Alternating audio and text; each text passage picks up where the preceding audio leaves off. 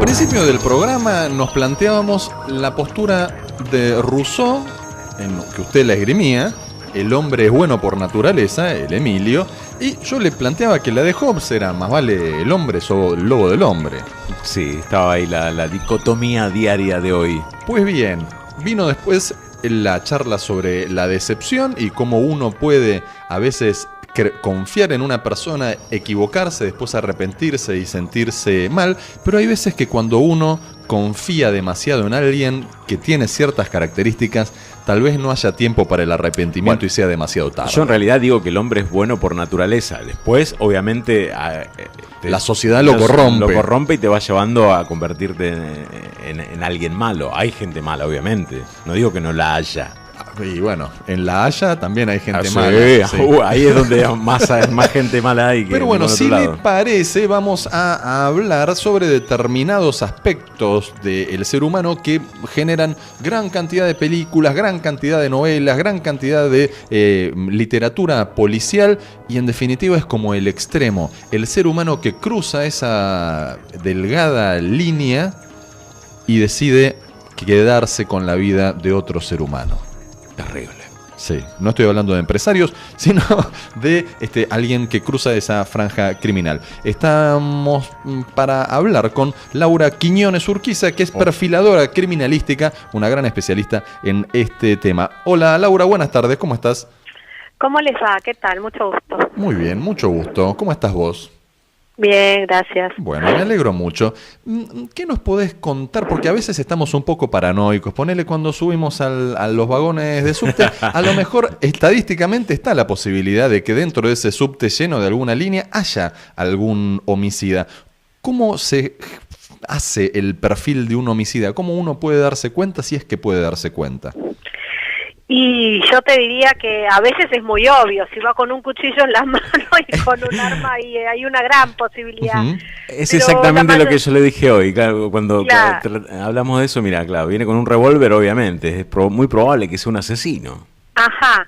Igualmente yo te digo algo que me ocurre a mí como experiencia. Yo he hecho he tenido oportunidad de, hacer perfiles durante la investigación criminal en homicidios, delitos sexuales y todo o sea, a adultos, a menores, e incluso también amenazas reiteradas. El profiling de aquel que amenaza reiteradamente a alguien.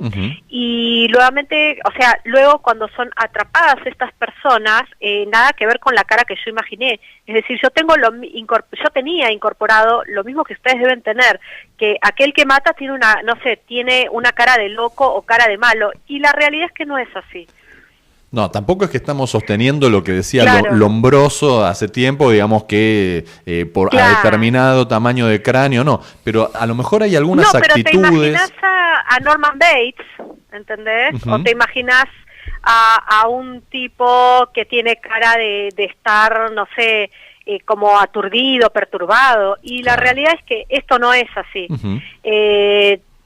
Incluso son personas que, por ejemplo, en los asesinos en serie son personas que tienen un lado B o un modus vivendi que nosotros conocemos y digerimos, porque esto es lo que realmente los hace más interesantes a la hora de estudiar, lo que es el camuflaje de persona común y corriente, incapaz de hacer daño. Entonces, muchas veces uno, por este disfraz de persona común y corriente, buena, este lado B, omitimos algunas señales que son realmente claras y que pasan desapercibidas, por ejemplo, ¿sí? En el día a día. Y porque muchas veces estas personas han mostrado tener rasgos, por ejemplo, en casos de psicopatía, ¿no? Que son, digamos, son de determinado modo violento, que no necesariamente tiene que ver con la violencia física, pero sí con la violencia psicológica, emocional, con personas cercanas o con otras, pero que han rozado lo legal, por lo tanto han sido violentas, disvaliosas, pero no han sido antijurídicas. Entonces no han sido denunciadas, o la gente no las ha denunciado por temor, o no ha hablado de ellas porque realmente han sentido temor de estas personas.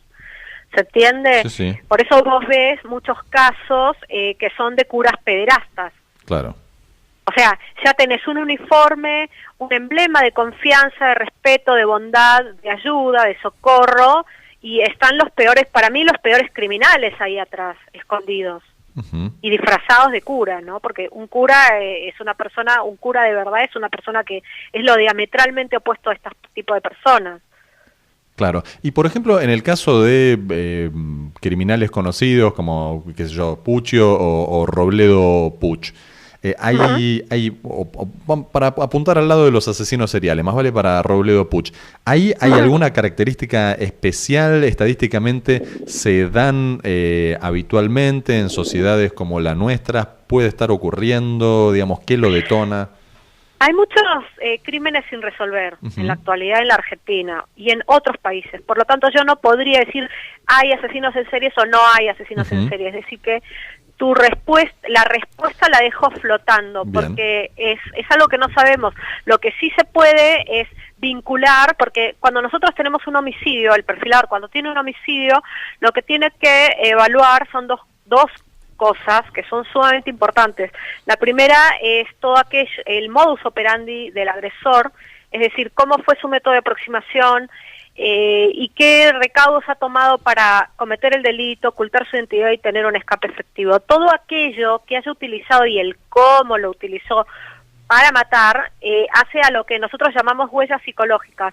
Por ejemplo, un exceso en las lesiones, ensañarse, como dicen algunos, que para nosotros técnicamente no es el nombre, pero para que lo entiendan las personas. Por ejemplo, ensañarse con el rostro de una persona, antes, durante y luego de la muerte. Es decir, ahí nos está hablando de algo. Claro. Se está transmitiendo esa lesión, entre otras, digamos, factores, ¿no?, que por eso mismo uno tiene que ir depurando lo que es el modus operandi y la huella psicológica o firma criminal, ¿sí? La posición en que es dejado una víctima, la elección de la víctima, si llevó algo, por ejemplo un trofeo o quizás un souvenir, ¿se comprende? Entonces sí. Es un trabajo muy complejo y muchas veces estas firmas criminales son las que uno encuentra también en otro homicidio. Entonces uno puede ir ahí vinculando que pudo haber estado la misma persona. Claro.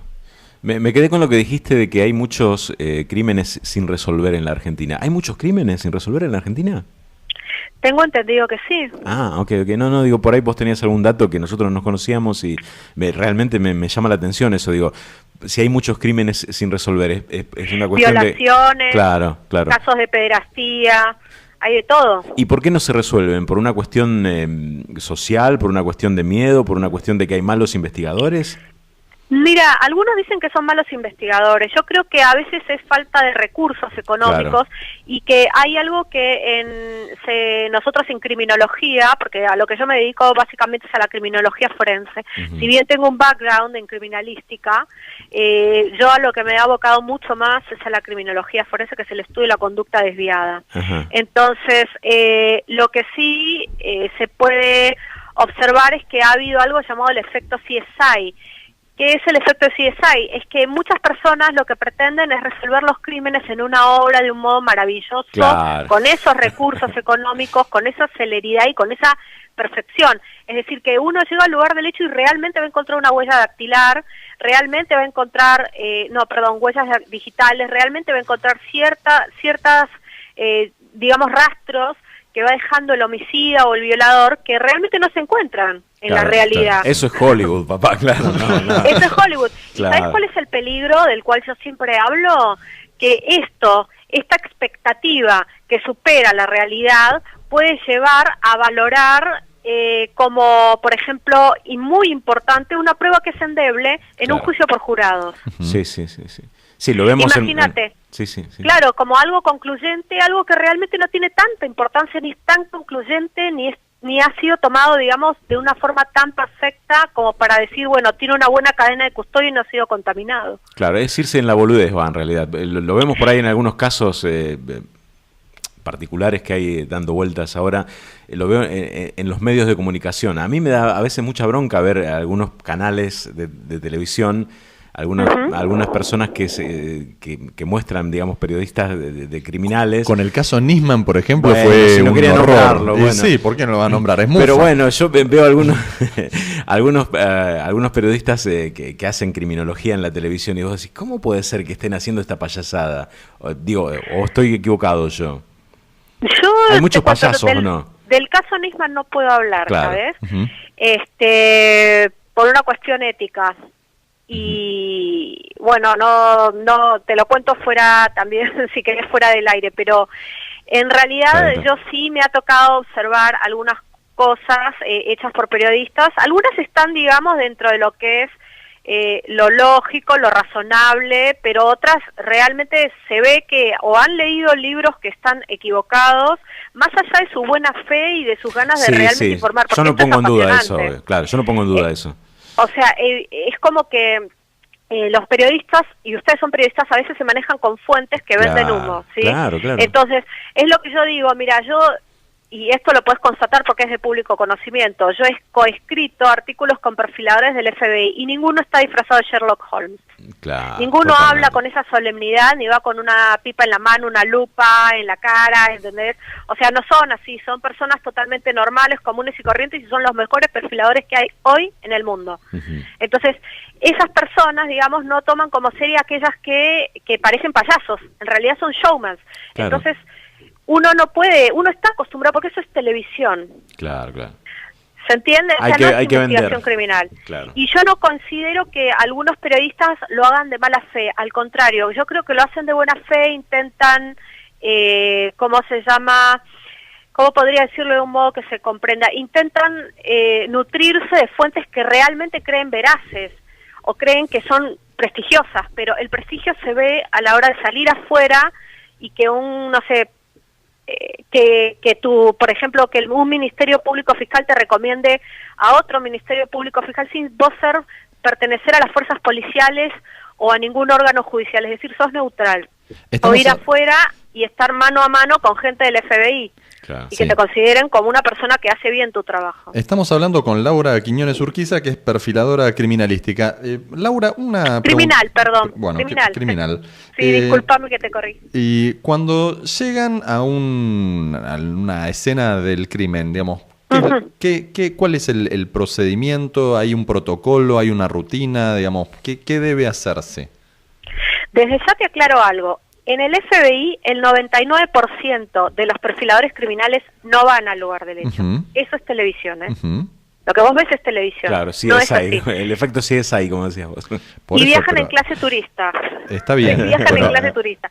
Y no ganan lo que vos pensás que ganan, ¿eh? Pero, está bien, pero hay una escena del crimen. ¿Llega alguien? El lugar, claro. O porque si no, eso explica por qué no se descubren los crímenes. Claro, pero al lugar del hecho, pero no, vos fíjate que esto está bien pensado, y te explico por qué. Porque al lugar del hecho va solamente el criminalista. El criminalista es el que levanta los rastros, es decir, el que mide y analiza, gracias a la hematología reconstructiva, por ejemplo, la altura que fue el ataque por las manchas y la cantidad y el disparo de la mancha de sangre. Pues saca, por ejemplo, las balas, ponele, de una pared y te dice de qué calibre son y a qué distancia se disparó. Levanta huellas dactilares, digitales, y procesa la escena. Luego, eso es lo que se llama criminalística de campo, más las fotografías que se toman, que son, por ejemplo, panorámicas, con acercamiento y en detalle, ¿sí? Que esto es congelar la escena. Luego está el médico legista que constata la muerte, coloca, por ejemplo, si la víctima fue una violación seguida de muerte, le coloca pañales a la víctima para no perder, digamos, para que todos aquellos flujos que quedaron en la víctima, que no sean de ella o ello público, vaya así a la morgue y luego sea enviada, luego de la autopsia, a hacer los estudios complementarios, ¿sí? Entonces, que son los complementarios a la autopsia, porque, digamos, la autopsia no termina en la operación de autopsia, sino que hay estudios complementarios de toxicológicos, histopatológicos, que después completan la información. Entonces, si yo tengo una víctima que, por ejemplo, a mí veo que está tirada en el suelo, que parece estar dormida, y digo, ay, no, esto no fue una muerte violenta, se cayó, le vino un paro cardíaco, y luego vos ves que en la autopsia te dice el médico legista, no, querida, esto es una muerte violenta, fíjate lo que hay acá al abrir el cráneo, y encontrás una hemorragia profusa, ¿se entiende? Sí. O el toxicológico arroja que tenía veneno, algún tipo de veneno. Entonces, o sea, el perfilador, ¿qué va a hacer ahí? ¿Tener un prejuicio? Si no tiene los resultados de la verdad, Entonces Claro.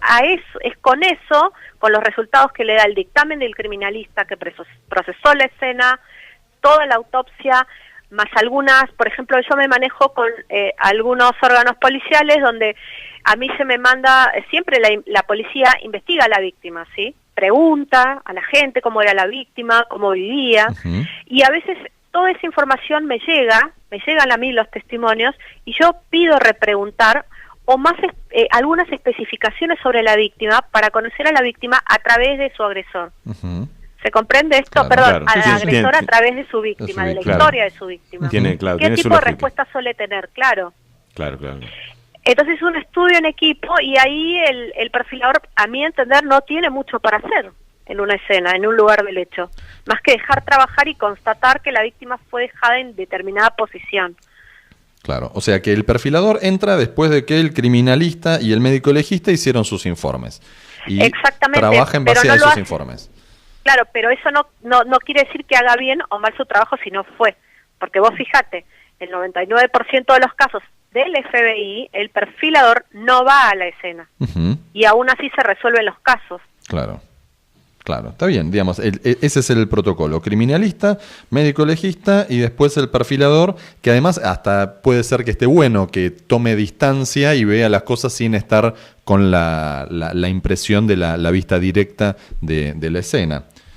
Claro, porque nosotros en perfilación, al menos yo, no trabajo solamente con el lugar del hecho.